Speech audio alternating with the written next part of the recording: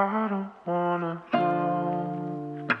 if you're playing me, keep it on the low. 'Cause my heart can't take it anymore. If you're leaving, please just let me know. ก็จื้อมันได้ทุกตอนที่เฮาเคยได้ใกล้ชิดแต่ตอนนี้ค่อยต้องพักผ่อนบ่ให้ไปดิ่งกับความคิดอยู่นำกันก่อนเจ้าคือความหมายของคำว่าชีวิตแต่มันติดที่ใจค่อยอ่อนพันมาเห็นแต่ตัวเองเป็นคนผิดค่อยบ่ดีบนใดบอกกันมาได้บ่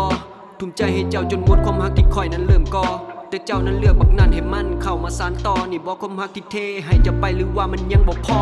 บอกกับตัวเองว่าหยุดไปต่อแล้วพอได้แล้วความฝันแต้มเอาไว้สุดท้ายมันยังก็แตกคือแก้วความเจ็บเธอนี่สิสลักในใจให้มันเป็นแป้วจะบ่เคยเห็นค่ามันถ้ากลับมาค่อยกลับบ่อยู่แล้วทิ่มมันเอาไว้แล้วค่อยต้องเลือกก้าวต่อไปนิยามของคำว่าชีวิตมีผิดหวังเลิกลากันไปถ้ามันฮอดจุดหนึ่งที่เฮาทั้งสองไปต่อกันบ่ได้ค่อยขอออกมาเองก่อนที่เจ้าสิเฮ็ดให้เสียใจมันอาจจะยากที่จะลบมันอาจจะยากที่จะลืมความเจ็บที่เจ้าฝากไว้มันอาจจะยากที่จะคืนสิ่งที่สูญเสียไปมันอาจเป็นเพียงความรู้สึกอยู่คนเดียวมันอาจลำบากแต่ใจเฮาเองต้องได้ฝึก